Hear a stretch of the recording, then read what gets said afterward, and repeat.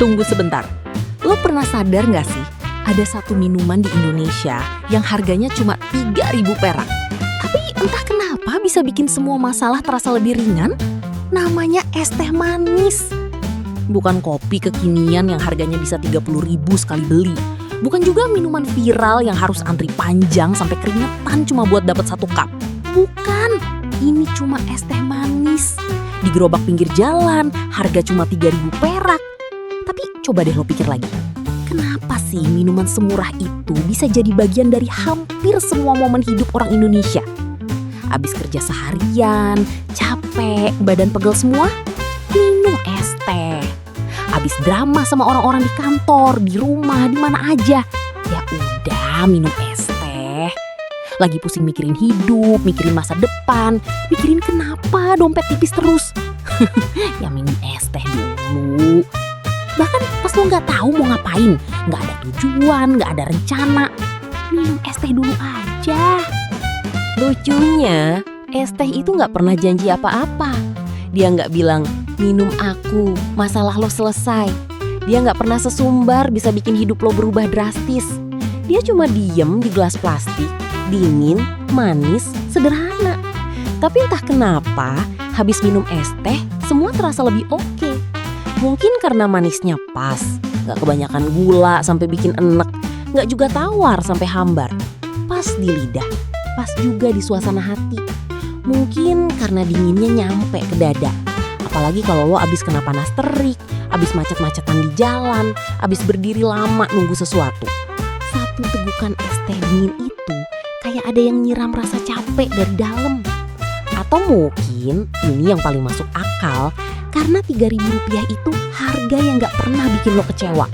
Gak ada rasa nyesel abis beli, gak ada mikir 2 kali sebelum ngeluarin duit. Cukup rogoh kantong, kasih ke abangnya, dan lo dapet sesuatu yang bikin lo seneng, walau cuma sebentar. Coba bandingin sama hal-hal lain di hidup lo sekarang. Semua serba mahal, harga makan naik, ongkos naik, bayar kos naik, belum lagi cicilan, tagihan, kebutuhan yang gak ada habisnya.